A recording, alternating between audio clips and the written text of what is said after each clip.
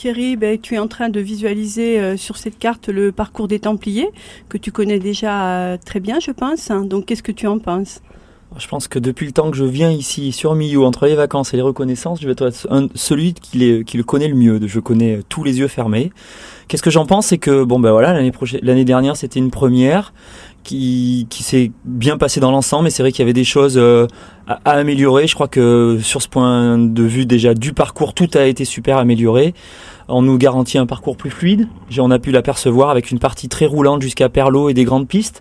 Donc on peut vraiment penser que le peloton va vraiment avoir l'occasion de bien s'étirer. Un parcours plus équilibré avec toute une partie courante jusqu'à Perlot.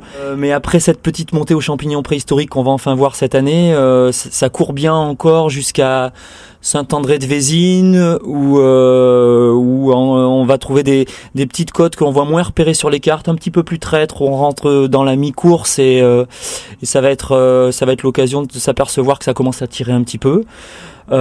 Surtout beaucoup de nouveaux chemins et des chemins super beaux. Vraiment un super beau parcours. Quelles sont les sections qui te paraissent les plus difficiles et où peut-être la différence va se faire dans le peloton de tête ? J'ai déjà eu l'occasion de voir votre vidéo sur Thomas. Je rejoins Thomas. On va avoir un gros groupe des favoris jusqu'à Perlot.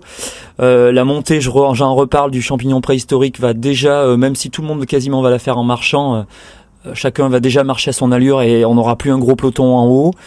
Ensuite, globalement, qu'est-ce qui fait la différence ? C'est à chaque fois les ascensions qui durent 15 à 20 minutes avec 300 à 400 mètres de dénivelé.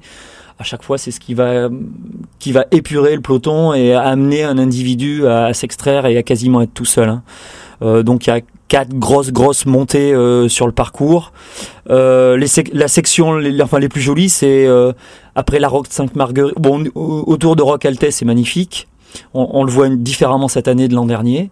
Mais ensuite, quand on est à la Roque Sainte-Marguerite et qu'on monte sur le village de Pierrefiche. Oui.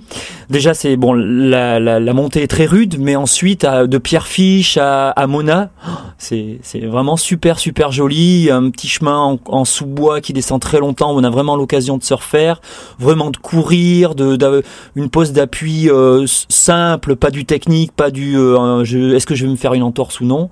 Des endroits très sauvages aussi, ouverts par-ci par-là sur 800 à 1 km. Un régal, vraiment un régal.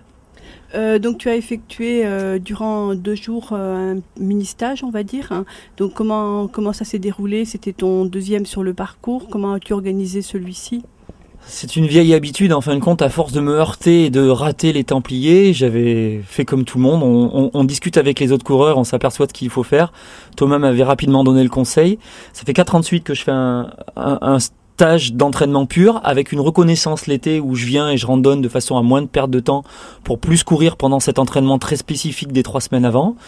Donc en l'espace de 3 jours cette année, on a fait une énorme séance de code vendredi et on a enchaîné sur la reconnaissance totale du parcours en 2 jours, voire certaines sections qu'on aura courues plusieurs fois, dans des allures de rando-course, comme le précisent beaucoup de personnes qui conseillent, quel que soit le niveau, les gens à s'entraîner. Donc aujourd'hui, on était dans une rando-course très longue.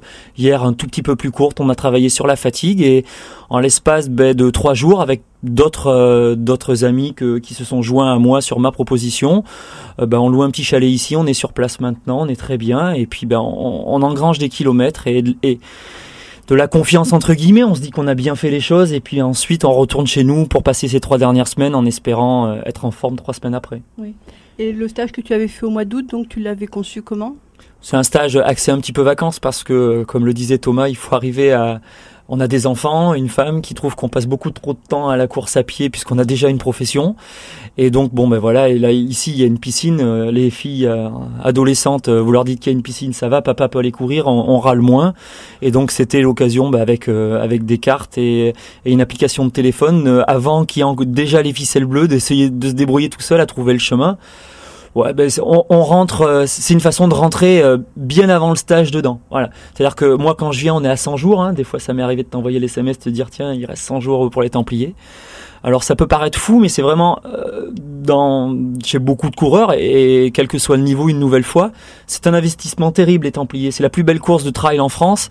C'est celle déjà où il y a au moins 3000 personnes qui veulent participer, hein. Souvent il n'y a pas de dossard pour tout le monde même, donc qu'on soit un coureur en 10-12 heures ou un coureur qui espère mettre 6h30 ou 7h si ça marche bien, c'est un gros investissement, une grande passion, 100 jours de vivre de plein de choses, à détailler, qu'est-ce que je vais prendre dans mon ravitaillement, quel sac de telle section à telle section, enfin beaucoup de choses quoi. Donc c'est la magie du trail, de cette épreuve où on est dedans pendant 100 jours.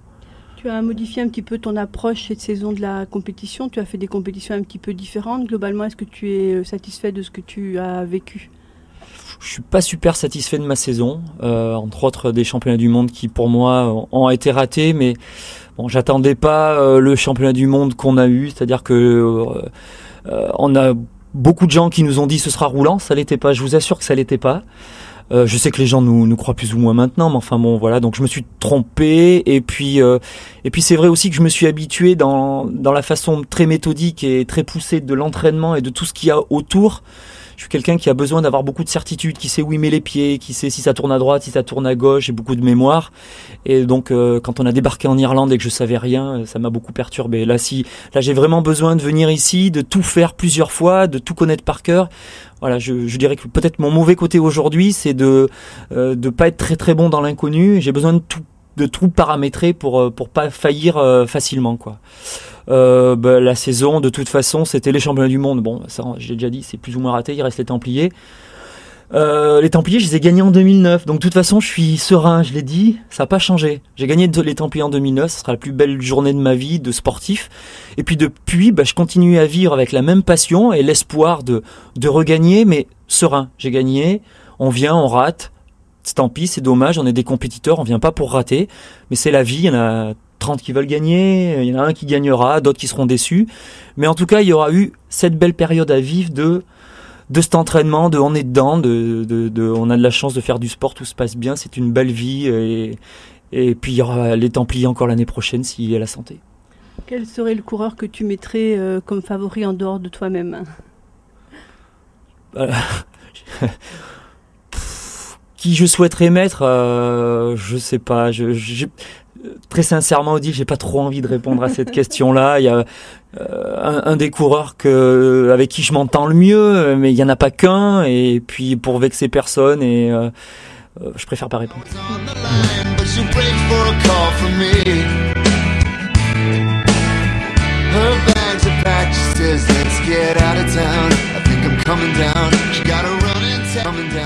Thierry, pour la première année, la course des Templiers donnera une dotation de primes espèces pour le trio féminin et masculin. Qu'est-ce que tu penses de l'introduction de cet argent dans les Templiers ? Écoutez, forcément, je pense que c'est une bonne chose, mais pas basé sur le fait de savoir si c'est moi qui vais les remporter. Moi, je sais que quand j'ai gagné en 2009, il n'y avait pas de prime, et c'est pas d'avoir mis de l'argent qui aurait changé quelque chose. Ça aurait été un plus. Et je vais rejoindre exactement ce qu'a dit Thomas, c'est-à-dire que c'est beaucoup de sacrifices, mais bon, des sacrifices, tout le monde en fait dans sa vie. Nous, on en fait par passion, par envie d'être des compétiteurs et de gagner des épreuves, mais de savoir que éventuellement, on va pouvoir payer des vacances à sa famille ou des choses en compensation de tout le temps qu'on leur gâche à passer nos week-ends à s'entraîner. Je pense que c'est une bonne chose. Moi, vous savez, il n'y a pas besoin qu'il y ait de l'argent ou pas pour le dopage. Donc forcément que ça peut attirer des gens qui auront un esprit perfide, mais ils l'ont déjà cet esprit-là. Donc bon, oui, peut-être qu'ils vont venir plus facilement. Moi, ça changera pas ma façon de concevoir ni le sport, ni le fait de ne pas tricher, et le fait juste de faire ça par passion, par envie de gagner. Il est certain que je serai content de gagner avant tout, content de gagner une prime, mais ça me fera pas venir ni en 2012 ni en 2013, où ça me fait pas regretter d'avoir gagné en 2009 quand il n'y en avait pas. Le tout, c'est garder le sport avant tout et pas ne voir que ça comme un pare-feu et pas voir ce qu'il y a derrière. Ce qui est important, c'est la course, c'est pas le reste.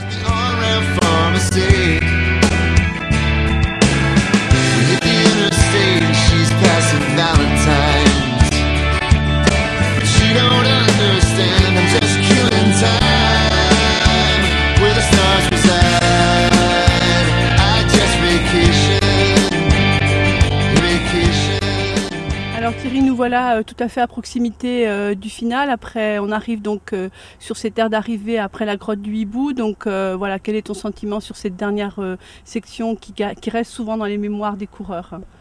Oui, on retrouve vraiment ce qui a fait la réputation et l'image qu'ont amené de cette course les gens chez eux, des Templiers. C'est-à-dire un final que l'on voit de loin. Donc la grotte du Hibou, pour parler d'elle, c'est technique, mais elle est aménagée. Ça restera quand même quelque chose de pas facile avec la fatigue. Bon, il y a des cordes, il y a des rondins. Je vois que c'est en train d'être aménagé, d'être poussé.